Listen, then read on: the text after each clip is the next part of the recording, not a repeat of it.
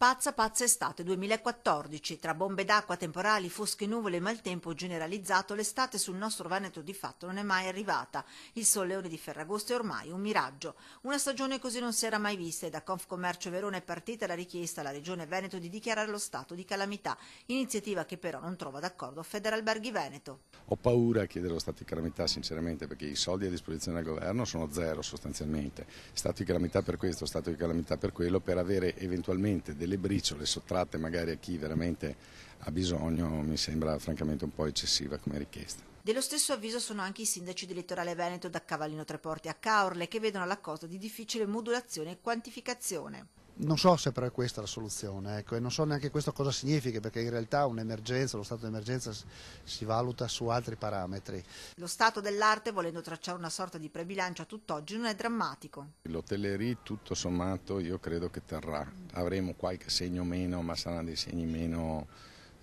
vorrei dire quasi fisiologici, dovuti alla crisi italiana, perché quest'anno francamente io credevo l'anno scorso aver toccato il pavimento della crisi, quest'anno ho scoperto che c'è il sottoscala. Bene anche l'open air, campeggi e villaggi turistici che nonostante il maltempo reggono l'urto, male invece il settore dell'affittacamere dove il segno meno è più pesante. Di certo quando piove si verificano situazioni particolari. Nei giorni di pioggia si assiste ahimè a una contrattazione incredibile sui prezzi e a un crollo anche dei prezzi di vendita, in certi casi forse immotivato. Obiettivo oggi è il futuro, da cui la richiesta di operatori turistici supportata dai primi cittadini. C'è stata una richiesta anche del sottoscritto e anche di alcune spiagge della Versilia di chiedere lo spostamento dell'inizio dell'anno scolastico il 1° ottobre come era una volta quando andavamo noi a scuola. Per salvare definitivamente la stagione si spera nella fine di agosto e nel mese di settembre, dove il litorale ha programmato iniziative di ogni tipo per portare i turisti in spiaggia. Ritengo che nel mese di settembre e nel mese di ottobre anche le località balneari,